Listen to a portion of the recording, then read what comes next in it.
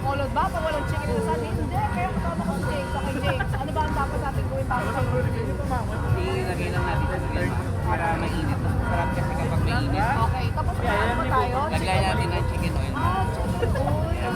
Pero syempre, marinate. Saan yung marination niya? Yung marination niya ma'am ng vinegar, ng toyo, saka sugar, ginger, garlic, and last is yung asin. Marami pala ha? So, Yun. nagkakaiba lang yung mga iba-iba kasi lasa minsan ng mga inasal. Nagkakaiba saan? Dahil sa ratio. balance yan. Sa balance. Yes. So kailangan ba acidic dapat? Nang sa amin kasi ma'am yung tamang balance. Yun yung sekreto namin. The perfect balance. Pero aside from the perfect balance dito, sa marination, kailangan perfect balance din sa sauce. Kaya Yeah. eto, gawa tayo ng sauce. Okay, gawa tayo ng sauce. Okay, the perfect sauce should be... Should be, ito ma'am. Yung sinamak, yun yung sinamak Ah, namin. sinamak niya. Oh, So, yeah. ano siya, meron Medyo siya- marami yan compare sa toyo. Okay. Dapat. So marami dapat ang ratio natin is 60 to 40. 60% vinegar, 40% toyo.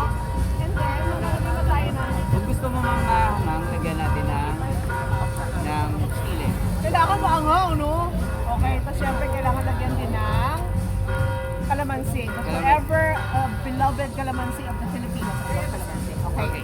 So maglalagay ka ng calamansi, maglalagay ka ng sili. Tapos ito na yung sausaw mo. So this is gonna be so hot, actually. Ayan. Tapos, Ay, ito yung kalabati. ayan. So, yan yung aking plato. Yun yan. Ay, isang napakasarap ka.